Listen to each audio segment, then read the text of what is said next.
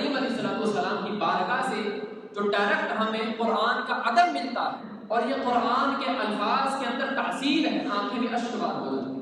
ایک سوال میں اپنے آپ سے بھی پوچھتا ہوں اور آپ سے بھی پوچھتا ہوں، آپ کو ایک میسج کریں، آپ کو کال کریں کہ میں پیغام آپ کو بھیجا تھا، آپ نے دیکھا ہے؟ آپ کہیں میں نے کیوں نہیں دیکھا؟ اگر خالق رب العزت نے مجھ سے پوچھ لیا کہ بتاؤ کتنا عمل کیا ہے اور کتنا پڑھا ہے، تو شاید میرا تو جواب ہاں میں ہوگا یا نہ، یہ اللہ بہتر جانتا ہے۔ حضرت جعفر بن ابی طالب رضی اللہ تعالیٰ عنہ حضور کے بڑے عظیم صحابی، جب مکہ کے اندر ظلم و ستم کا ایک پہاڑ تھا، ظلم و ستم کا ایک انداز تھا اسلام کی ابتدا کے اندر، آقا کریم نے کچھ صحابہ کرام کو فرمایا تم یہاں سے حبشہ کی طرف ہجرت کر جاؤ۔ حبشہ کے اندر نجاشی بادشاہ تھا، اس کی حکومت تھی، تو جب صحابہ کرام وہاں ہجرت کر کے گئے تو نجاشی بادشاہ نے ان صحابہ کرام کو اپنے دربار میں بلایا اور دربار میں بلا کر ان سے کہا کیا اسپیشل چیز ہے مجھے سناؤ۔ تو حضرت جعفر بن ابی طالب رضی اللہ تعالیٰ عنہ نے سورہ مریم کی تلاوت سنائی، سورہ مریم کی تلاوت۔ اب نجاشی بادشاہ بھی اور اس کے سارے درباری جو اس کے دربار میں وزیر مشیر بیٹھے ہوئے تھے، اس کے سمیت جب قرآن کی تلاوت سنتے ہیں تو آنکھوں سے آنسو جاری ہو جاتے ہیں۔ ابھی اسلام کا نور نہیں پھیلا ان کے دلوں کے اندر، یہ نور قرآن ہے اور یہ قرآن کے الفاظ کے اندر تاثیر ہے کہ اگر کافر بھی انہیں سنتا ہے تو اس کی آنکھیں بھی اشک بار ہو جاتی ہیں۔ اس کے بعد نجاشی بادشاہ اور اس کے سارے وزیر مشیر آقا کریم علیہ السلام کی بارگاہ میں آئے اور آقا کریم علیہ السلام نے بھی ان کے سامنے تلاوت کی، اور اس کے بعد بھی ان کی جو کیفیت تھی وہ ہزار و ہزار ہونے والی کیفیت تھی۔ تو قرآن کا ایک حق اور قرآن کا ایک تقاضا ہم سے یہ ہے کہ ہم جب قرآن کی تلاوت کریں، قرآن کے الفاظ، قرآن کا حکم اور قرآن کی جو تاثیر ہے وہ ہمارے دل کے اندر پیدا ہونی چاہیے۔ ہم نے ایک بات اپنے ذہن میں بٹھا لی کہ قرآن برکت کے لیے پڑھنا ہے، قرآن بہت برکت والا ہے۔ سورہ یاسین کے بارے میں حدیث سے فرمایا صبح اٹھ کے سورہ یاسین کی تلاوت کرتا ہے اللہ سارے دن کے اس کے کام سنوار دیتا ہے۔ سورہ یاسین کی فضیلت یہ ہے، لیکن ہم نے جسٹ برکت کے لیے اور جسٹ رحمت کے لیے قرآن کو گھر میں رکھ دیا، جسٹ برکت کے لیے قرآن کو صبح اٹھ کے پڑھ لیا۔ حالانکہ یہ برکت کی چیز ہے، لیکن اس سے زیادہ اس سے کام لینے کی چیز ہے، اس پر عمل کرنے کی چیز ہے۔ اور خالق کائنات نے جو انسان سے تقاضا کیا ہے اور پورے قرآن میں جو میسج دیا ہے، اس میسج کو اپنے دل کے اندر بٹھانے کی اور اس کو پریکٹیکل لائف میں امپلیمنٹ کرنے کی ضرورت ہے۔ یہ اصل قرآن کی ریزیٹیشن کا جو حق ہے وہ اصل یہ ہے۔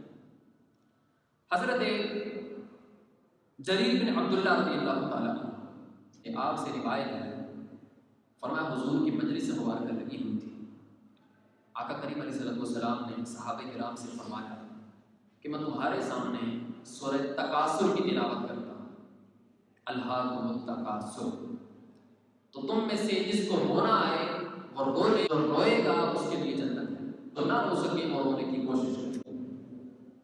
آقا کریم نے تلاوت فرمائی تو صحابہ کرام میں سے کچھ رو پڑے اور کچھ رونے کی کوشش کرتے رہے۔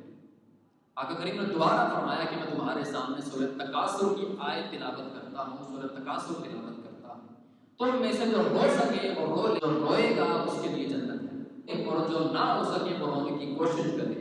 جو میری آیات سن کے قرآن کی آیات کے اوپر آنسو بہا دے گا اس کے لیے کیا ہے؟ جنت ہے۔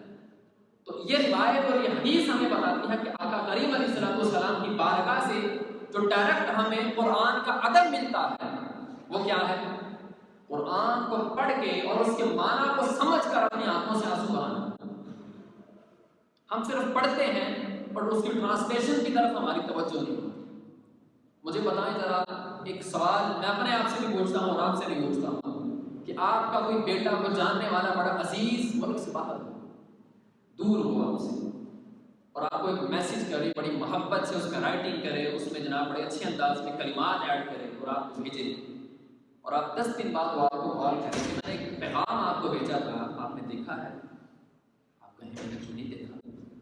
آپ نے کھول کر اس کو ایک نظر دیکھا بھی نہیں، پڑھا بھی نہیں، میری محبت کو بھی نہیں دیکھا۔ تو ذرا ایک لمحہ رک کر میں یہاں سوچوں کہ اگر خالق رب العزت نے مجھ سے پوچھ لیا کہ میں نے قرآن پورا تمہارے لیے اتارا تھا، سورج چاند ستارے ہر چیز کو انسان کے لیے مسخر کیا گیا ہے، اور اس کتاب ہدایت کے اندر انسان کو ایک ایک زندگی کے گوشے کے آداب سکھائے گئے ہیں۔ کسی کے گھر میں کیسے جانا ہے قرآن نے بتایا ہے، کھانا کیسے کھانا ہے قرآن نے بتایا ہے، کتنا کھانا ہے قرآن نے بتایا ہے۔ پڑھے تو صحیح قرآن، ہمیں پتہ چلے کہ قرآن کہاں کہاں ادب سکھاتا ہے۔ اور اگر رب نے پوچھ لیا کہ میں نے اتنا بڑا قرآن تمہارے لیے لکھ کر اپنے محبوب اکرم صلی اللہ علیہ وسلم پر اتارا، اور 14 سال کے عرصے میں قرآن اترا، ایک بار نہیں اترا، 14 سال کے عرصے کے اندر یک بار دیگر، تو اگر مجھ سے سوال ہو گیا کہ بتاؤ کتنا عمل کیا ہے اور کتنا پڑھا ہے، تو شاید میرا تو جواب ہاں میں ہوگا یا نہ، یہ اللہ کی طرف سے۔ تو مجھے